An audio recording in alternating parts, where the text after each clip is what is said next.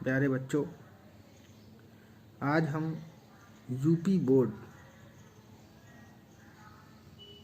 Mathematics में तीसरे chapter matrix ऑब्यूव का अध्ययन करेंगे, जिसमें हम जानेंगे कि ऑब्यूव क्या है, ऑब्यूव का ऑर्डर या कोटि क्या होती है, या उसे क्रम बोलते हैं, क्या होता है, अवयव क्या है, या ऑब्यूव कितने प्रकार के होते हैं। तो आज हम बेसिक जानकारी पढ़ेंगे। सबसे पहले हम ये जान लें कि ऑब्यूव क्या होता है। ऑब्यूव क्या है? एक प्रकार का अरेंजमेंट है। किस बात का अरेंजमेंट है? संख्याओं का या फलनों का। यदि हम संख्याओं या फलन को एक आयताकार के अंदर एक क्रम में, एक निश्चित क्रम में व्यवस्थित कर दें तो हमें ऑब्यूव प्राप्त हो जाता है,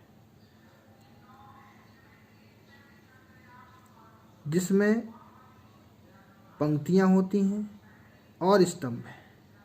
या ये कह लीजिए कि ऑब्यूव संख्याओं का एक ऐसा समूह है या एक ऐसा समुच्चय है जिसमें m पंक्तियां और n स्तंभ, m पंक्तियां और n स्तंभों में व्यवस्थित कर दिया जाता है, उसे ऑब्यूव कहते हैं।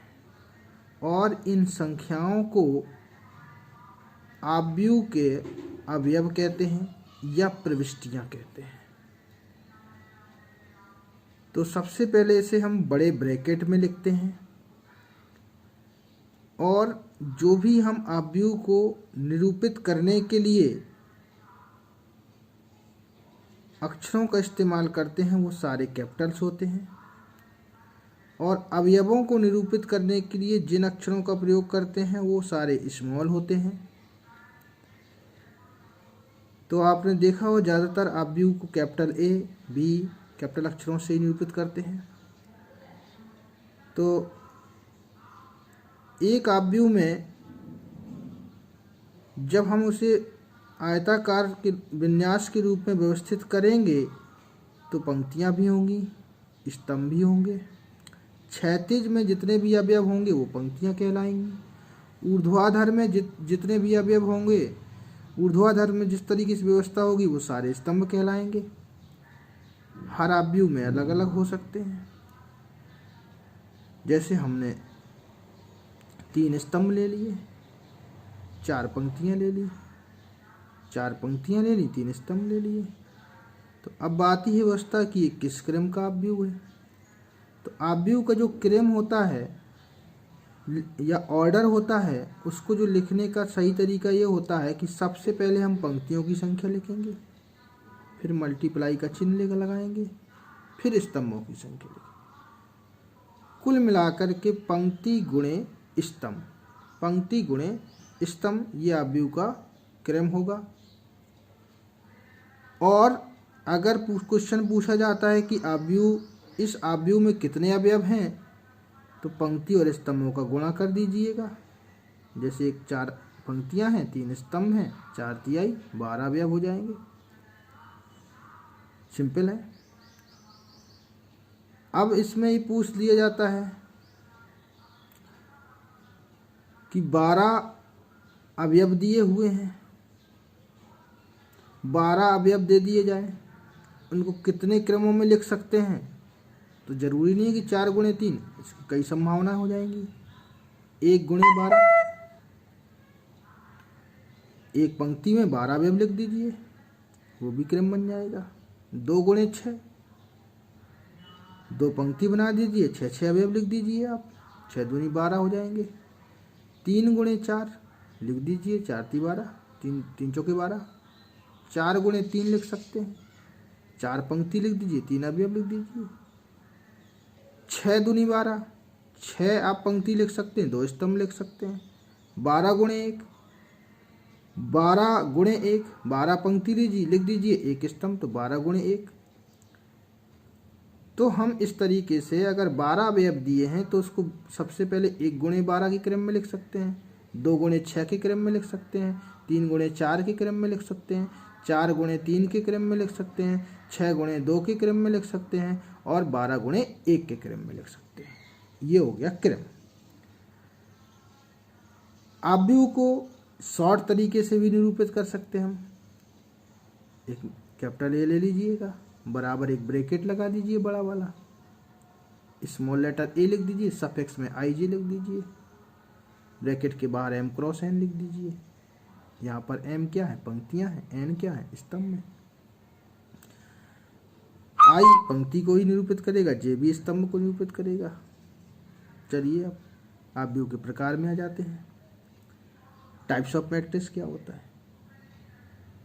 पहले तो मैं आव्यूह बता दूं कौन कौन से होते हैं। पंक्ति आव्यूह, स्तंभ आव्यूह,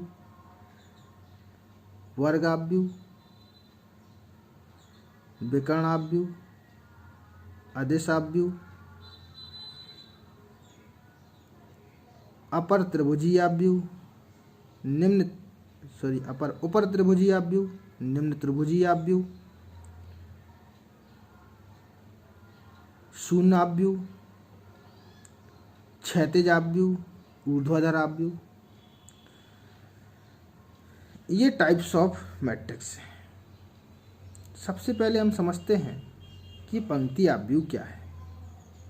पंक्ति आव्यूह जैसे कि उसका नाम है, जिसमें क्या होगी? केवल एक पंक्ति होगी।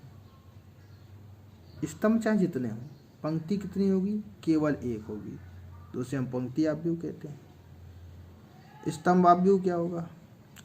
उसमें केवल एक स्तंभ होगा, ओनली वन स्तंभ, वन कॉलम। पंक्ति चाहे जितनी हो, स्तंभ आव्यूह कहते हैं। क्षैतिज आव्यूह क्या होता है? क्षैतिज आव्यूह में क्या होगा? जो पंक्तियों की संख्या होगी वो स्तंभों से कम होगी। बस सीधा सीधा पंक्तियों की संख्या स्तंभों से कम। जब पंक्तियों की संख्या स्तंभों से कम होगी तो पड़ा हुआ आव्यूह दिखाई देगा आपको। ऊर्ध्वाधर आव्यूह क्या होगा? यदि पंक्तियों की संख्या स्तंभों से ज़्यादा है तो उसे हम ऊर्ध्वाधर आव्यूह कहते हैं। वर्ग आव्यूह क्या होगा? वर्ग आव्यूह का सीधा सा मतलब है कि यदि पंक्तियों की संख्या और स्तंभों की संख्या कैसी हो? समान हो, उसे वर्ग आव्यूह कहते हैं। जैसे 3 पंक्ति हो 3 स्तंभ हो, 2 पंक्ति हो 2 स्तंभ हो, 4 पंक्ति हो 4 स्तंभ हो, तो उसे हम वर्ग आव्यूह कहते हैं। स्क्वायर मैट्रिसेस कहते हैं। ये बेहद महत्वपूर्ण है वर्ग आव्यूह। वर्ग आव्यूह के बाद आ जाता है विकर्ण आव्यूह। तो वर्ग, चूंकि वर्ग आव्यूह तो होगा ही, तब तो विकर्ण बनेगा। तो विकर्ण को छोड़ करके, जो मुख्य विकर्ण होता है उसको विकर्ण को छोड़ करके अगर शेष सभी अवयव क्या है? शून्य है, तो उसे हम विकर्ण आव्यूह कहते हैं। विकर्ण को छोड़कर यदि आव्यूह के शेष सभी अवयव शून्य है तो उसे हम विकर्ण आव्यूह कहते हैं। ऐसे ही कुछ अदिश आव्यूह होता है। यदि विकर्ण को छोड़कर के शेष सभी अवयव शून्य हो और विकर्ण के सभी अवयव समान हो, विकर्ण के सभी अवयव समान हो, तो उसे अदिश आव्यूह के नाम से जानते हैं। समान हो जैसे 2 2 2, 3 3 3, 4 4 4, सो ऑन। एक और इसमें आता है बिल्कुल सेम कैटेगरी का तत्समक आव्यूह। विकर्ण को छोड़कर शेष अवयव समान हो और विकर्ण का प्रत्येक अवयव किसके बराबर हो? 1 के बराबर हो, तो उसे हम तत्समक आव्यूह कहते हैं। तत्समक आव्यूह को हम अदिश आव्यूह भी कह सकते हैं। क्यों? अदिश आव्यूह में यही तो कहा गया था, सभी विकर्ण के सभी अवयव समान हो, तो हम तत्समक को अदिश बोल सकते हैं। लेकिन हम सभी अदिश को तत्समक नहीं बोल सकते, तत्समक को अदिश बोल सकते हैं। अदिश आव्यूह हो गया, तत्समक आव्यूह हो गया। शून्य आव्यूह, सिंपल सी बात है, सारे अवयव 0 होंगे। शून्य आव्यूह के बाद आता है ऊपर त्रिभुजीय आव्यूह। ऊपर त्रिभुजीय आव्यूह में क्या होगा? कि मुख्य विकर्ण के नीचे के अगर सभी अवयव शून्य हैं, मुख्य विकर्ण के नीचे के सभी अवयव शून्य हैं और ऊपर अगर शून्य अशून्य दोनों भी चलेगा, कोई अवयव तो एलिमेंट होंगे ही। मुख्य विकर्ण के नीचे के ऐसा आव्यूह यदि मुख्य विकर्ण के नीचे के सभी अवयव शून्य हैं तो उसे उपर त्रिभुजीय आव्यूह कहते हैं। निम्न त्रिभुजीय आव्यूह क्या हो? मुख्य विकर्ण के ऊपर के सभी अवयव शून्य हो तो उसे निम्न त्रिभुजीय आव्यूह कहते हैं। तो ये तो था टाइप्स ऑफ मैट्रिक्स। आप समान आव्यूह भी समझ लीजिएगा। समान आव्यूह क्या होता है? यदि पहले आव्यूह का क्रम और दूसरे आव्यूह का क्रम कैसा हो, सेम हो, तो उसे हम क्या कहते हैं? समान आव्यूह कहते हैं।